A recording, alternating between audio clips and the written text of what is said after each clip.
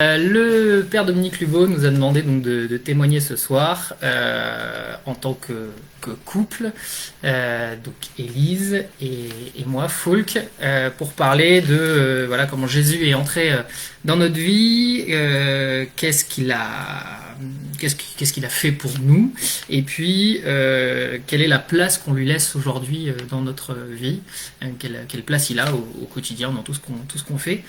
On va intervenir un peu l'un l'autre, mais moi je démarre. Donc, pour faire un petit tour rapide, moi je suis issu d'une famille catholique pratiquante. On est avec les parents et frères et sœurs, mais aussi avec les cousins et les grands-parents. Donc depuis qu'on est tout petit, c'est la prière en famille le soir, c'est le dimanche à la messe. Voilà, il y a aussi des engagements. On a quasiment tous été scouts. J'ai quasiment, puisque c'est pas le cas de ma petite sœur et de ma maman, mais pour tous les garçons, mes frères et puis papa, ça a été le cas pendant de nombreuses années. Personnellement, moi j'ai même été engagé au MEJ aussi pendant quelques temps avec l'école. Donc la pratique et la vie, on va dire, en tant que catholique est déjà... la pratique de la foi est bien ancrée dans ma famille. Et donc Jésus est naturellement, on va dire, entré dans ma vie depuis mon plus jeune âge, avec ses différents aspects. Et puis avec le temps, ça s'est un petit peu approfondi, tant avec les engagements comme le scoutisme, que aussi la question de la vocation, que je me suis posée assez jeune, envers la 5e, 4e, qui est revenue aussi après au lycée, ou encore les différents rendez-vous comme les pèlerinages. J'ai eu l'occasion de faire pèlerinage de Thésée 2 fois, aussi 3 fois avec le pèlerinage de Chartres, sans compter aussi ceux que justement que j'ai pu faire avec le scoutisme ou autre à Sainte-Anne-d'Auray ou à d'autres endroits. Donc Jésus est bien présent, je dirais, par la culture et la tradition familiale et par les habitudes depuis que je suis tout petit. Il est présent vraiment au quotidien dans des petites choses comme voilà les petits rendez-vous, la prière haute, ou dans les moments un peu plus importants. Il y a eu les JMJ aussi également, qui sont des moments assez importants. Après, je reviendrai peut-être plus en détail sur une étape, on va dire, de nouvelle conversion d'une certaine manière, qui est arrivée, mais ça va être surtout qu'est-ce que Jésus a fait dans ma vie. Mais voilà un petit peu pour comment Jésus est entré dans ma vie en fait depuis que je suis tout petit, tout simplement. Donc moi aussi, je suis née dans une famille catholique. Donc la foi était aussi présente dans ma vie depuis toute petite. Je participais aux messes, aux différents pèlerinages. J'étais animatrice aussi à Lourdes. J'ai fait les JMJ, voilà, avec un petit groupe d'amis avec qui nous sommes restés assez soudés. Et donc j'ai grandi dans cette ambiance-là.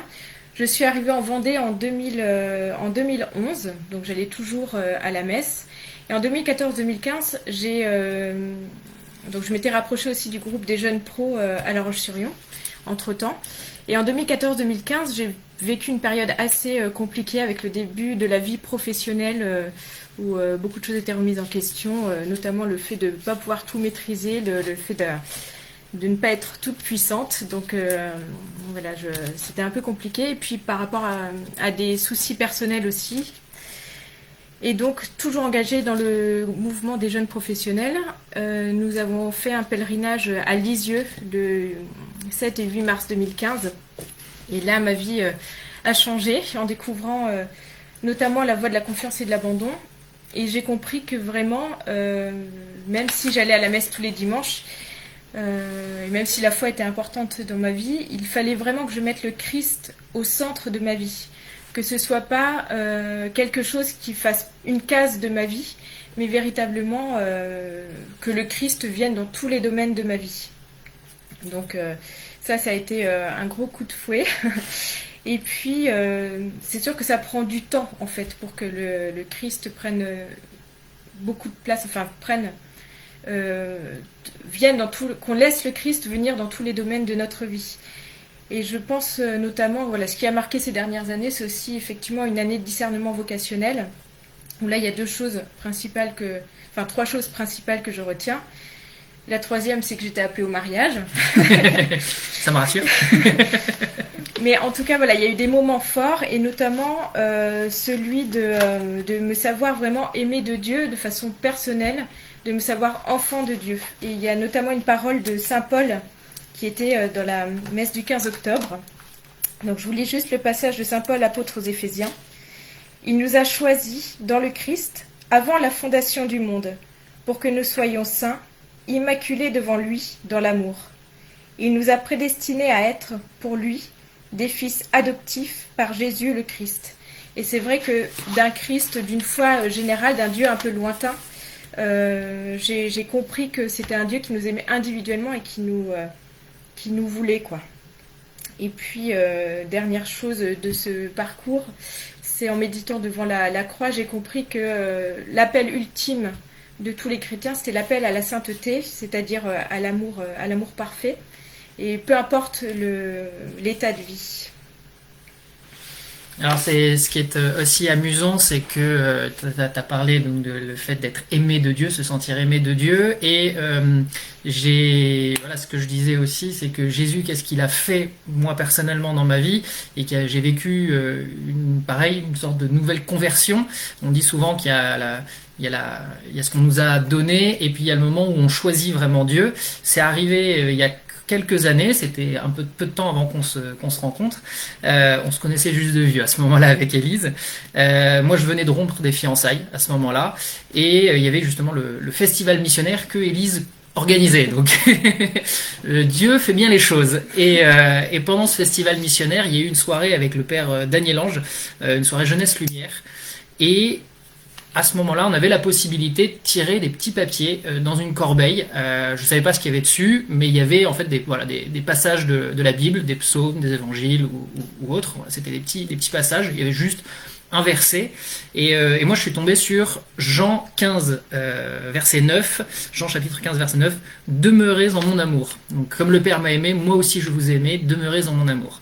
Et c'est là qu'il y a vraiment une prise de conscience de dire mais je suis aimé de Dieu, je suis pas seul en fait. J'ai la chance d'avoir en fait un ami qui est là au quotidien, qui est capable de m'aider, de m'accompagner, et même quand moi je l'oublie, parce que pendant les dernières années d'étudiant, avant que j'arrive à La Roche-sur-Yon pour le travail, autant dire que la messe le dimanche, j'y allais une fois sur 4. J'avais vraiment, même si je me disais catho pratiquant, j'avais délaissé pas mal de choses. Mais voilà. Et à ce moment-là, il y a vraiment eu une bascule qui s'est faite dans ma vie. Et vraiment le fait de se dire, bah voilà, j'ai quelqu'un qui est là tous les jours à côté de moi pour m'aider et pour m'accompagner dans ma vie. Et en fait, personnellement, ça m'a permis aussi de me rendre compte que j'avais un rôle de parrain déjà depuis quelques années. Et en fait, peut-être que justement il y avait aussi des choses à apporter à mon filleul à ce moment-là. J'ai redécouvert, et j'ai même découvert véritablement ce que c'était aussi que l'adoration. J'ai eu l'occasion après de pouvoir faire une retraite et de pouvoir prier le chapelet tous les jours. Donc en fait, Jésus était là, a permis ce déclic, ce petit coup de pied là, en me disant bon allez, maintenant je suis là, mais il va falloir aussi un peu se bouger et mettre ça en pratique en fait au quotidien dans ma vie. Et voilà. Et donc c'est assez amusant de se retrouver sur cette notion de se sentir aimé de Dieu, tous les deux sur ces aspects-là. Alors comment le Christ aujourd'hui intervient dans ma vie? C'est aussi quelle place, pour moi ça revient aussi à quelle place je lui laisse dans ma vie. Alors j'espère avancer, lui laisser toute la place, mais on est tous limités, hein. En tout cas maintenant ce qui est sûr, c'est que la prière prend une place plus importante dans ma vie. C'est vraiment pour moi prendre le temps, laisser le Christ, peut-être l'opportunité au Christ de me rejoindre, et puis moi d'être dans l'intimité du Christ pour grandir dans son intimité. Et grandir dans la compréhension avec mon intelligence, avec mon cœur, avec mon âme, de ce qu'il attend de nous. C'est aussi participer au sacrement, notamment celui de l'Eucharistie.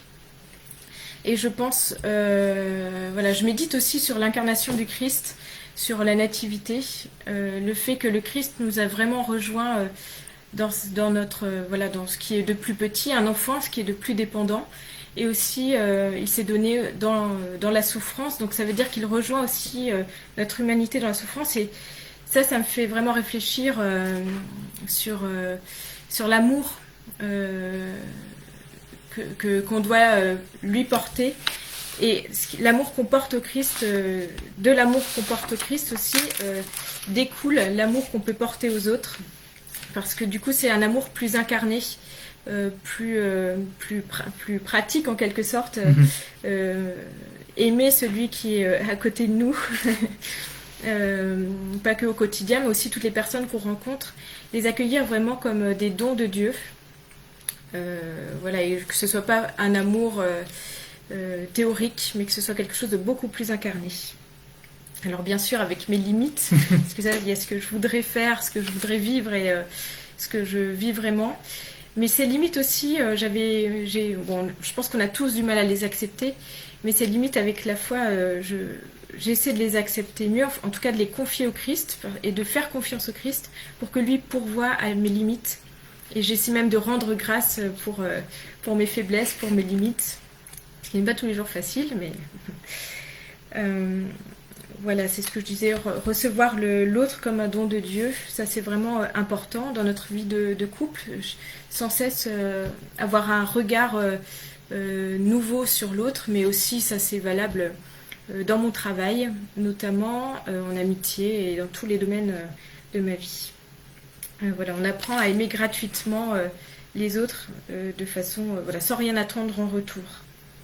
Et puis un dernier point aussi, c'est celui d'agir dans la perspective du ciel. C'est-à-dire que dans la perspective du ciel, en sachant que nous sommes des êtres finis, je pense que j'agis autrement. Déjà, je prends plus de recul tout simplement par rapport à des situations qui ne valent pas la peine de me faire du souci, quoi. Et puis toujours rechercher la volonté de Dieu qui n'est pas forcément la nôtre d'un premier abord, mais rechercher vraiment la volonté de Dieu, ce qui est beau, ce qui est bien, ce qui est bon, et là où Dieu nous attend, quoi. On a des choses parfois toutes simples. Et ce que je dirais pour revenir là-dessus et en lien avec la place que Jésus, mais plus globalement même que la Sainte Trinité a dans notre vie, il y a une chose que j'ai appris à faire et que je trouve qui porte des fruits en fait tout de suite. C'est ça qui est génial. C'est tout simplement dès qu'on a une petite difficulté ou un conflit ou même globalement quand on est aussi heureux, et voilà, c'est simplement prier l'Esprit Saint et lui dire voilà, là je sais que c'est pas facile, j'ai besoin de ton aide. Tout de suite. Bon, il va pas la donner dans la seconde, mais en fait, on se rend compte très vite que il nous a, avec le recul, 1 heure après, 2 heures après, on dit mais en fait, ça s'est bien passé. Et je sais que à ce moment-là, il est intervenu et il nous a aidés. Et c'est tout simple. Il y a pas, je dirais, je sais pas une grande prière, un truc comme ça. Tout simplement, voilà, Esprit Saint, j'ai besoin de toi en ce moment. Est-ce que tu peux m'aider sur tel aspect? C'est tout simple. Et c'est là qu'on se rend compte de la place qu'a justement qu'a Jésus, qu'a Dieu et qu'a l'Esprit Saint, qu'ils ont tous les trois dans notre vie au quotidien. Et comment concrètement en fait ça peut comment ça peut se concrétiser dans notre vie. Voilà. Puis après, moi j'ai la chance de travailler aussi pour l'Église, ce qui n'était pas du tout prévu au début. Donc forcément, c'est aussi une manière de pouvoir tout simplement laisser une place à Jésus au quotidien. Mais c'est pas parce qu'on travaille dans l'Église qu'on est tout de suite, on est tout de suite le modèle à suivre, loin de là. Il y a beaucoup de choses encore à apprendre et à approfondir. Mais on est tous appelés à être, à s'aider, à grandir l'un l'autre. On est tous appelés à être saints. Et il y a une petite chose, tu veux rajouter quelque chose? Et il y a une petite chose toute bête, une image qu'on a vue et qui va conclure un peu notre petit témoignage. Une image qu'on a vue il y a quelques jours qui montrait ceci, une pomme de terre, et qui disait « Si ceci peut devenir de la vodka, vous pouvez devenir saint. » Voilà. Donc ça, c'est une petite image assez drôle, mais qui nous amuse. Si une pomme de terre peut devenir de la vodka, Dieu peut vous faire saint. Dieu peut vous faire saint. Voilà. Donc c'est tout simple. Et tout simplement pour prier tous ensemble, l'un avec l'autre et puis avec vous, et pour prier pour qu'on soit tous saints, on va pouvoir maintenant retourner vers notre coin prière pour pouvoir prier le chapelet tous ensemble.